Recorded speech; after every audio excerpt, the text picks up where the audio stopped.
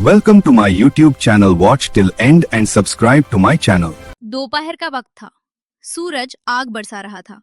माधव किसान अपने सूखे हुए खेत में खड़ा था। बारिश ना होने की वजह से उसकी फसल बर्बाद हो चुकी थी। उसके पास सिर्फ एक पुराना सोने का सिक्का बचा था, जो उसके पुरखों की आखिरी निशानी थी। उसने फैसला किया कि वो शहर जाकर इसे बेचेगा, ताकि अपने परिवार का पेट पाल सके।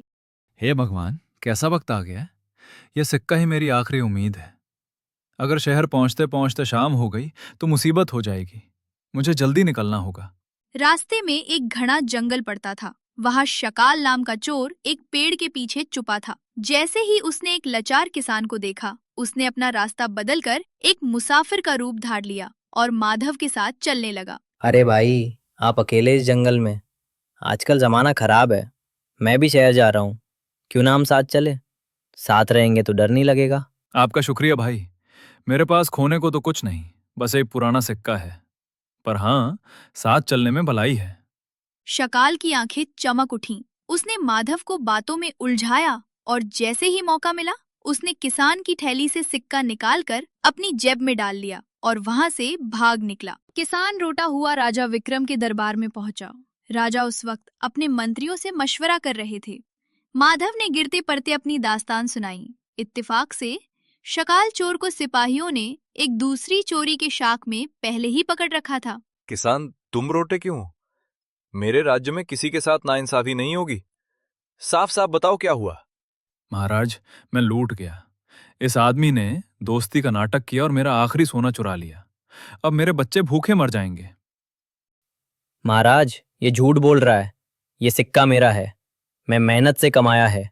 ये गरीब किसान मुझ पर इल्जाम लगाकर पैसे हटियाने की कोशिश कर रहा है। था। राजा विक्रम उलझन में पड़ गए। दोनों अपने आप को सही बता रहे थे। राजा ने एक तरकीब सोची। उन्होंने एक बड़े बर्तन में गर्म पानी मंगवाया। मंत्री जी, ये सोने का सिक्का इस गर्म पानी में डाल दो। पानी ही बताएगा कि इसका असली मालिक कौन है। दरबार में सन्नाटा छा गया। सब सोचने लगे कि पानी कैसे बोलेगा। जैसे ही सिक्का पानी में डाला गया, पानी की सतह पर हल्के तेल के निशान तैरने लगे। राजा मुस्कुराए और शकाल की तरफ गुस्से से देखा। चोर, अब तेरा झूठ पकड़ा गया। ये किसान दिन भर खेत में काम करता है। इसके हाथों में मिट्टी और मेहनत का तेल होता है। जब इसने सिक्का छुआ था तो वो तेल सिक्के पर लग गया। अगर ये तेरा होता तो तू तो सिर्फ चोरी करता है। तेरे हाथ इतने गंदे नहीं होते। रहा है। महाराज, मुझे माफ कर दीजिए। मैंने लल्लच में आकर चोरी की थी।